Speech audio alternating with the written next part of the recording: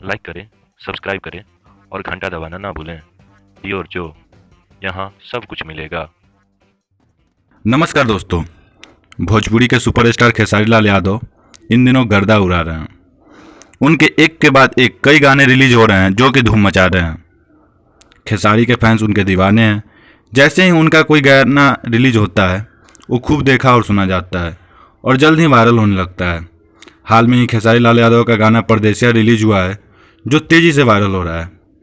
यह गाना अमिताभ बच्चन और रेखा की blockbuster Bollywood film mister Natwarlal के गाने परदेसिया का भोजपुरी वर्जन है। खेसारी ने आज ही अपने इंस्टाग्राम पर एक बेहद ही मज़ेदार वीडियो पोस्ट किया है जिसमें वह अपनी एक्ट्रेस श्वेता मेहरा के साथ इस गाने पर परफॉर्म करते नजर आ रहे हैं। मज़ेदार बात यह है कि खेसारी इस वीडियो में पोछा लगा रहे हैं, वो भी बिना शर्ट पहने। जी हाँ, खेसारी लाल इस वीडियो में अपनी दमदार बॉडी की एक झलक भी फैंस को दिखा रहे हैं। उनकी एक्ट्रेस श्वेता भी बेहद हॉट लग रही हैं। उन्होंने चीता प्रिंट का गाउन पहना है जिसमें वो बेहद सेक्सी लग रही हैं। खेसारी ने इस वीडियो के साथ लिखा है, घर पर रहें और परदेसिया के साथ खुश रहें।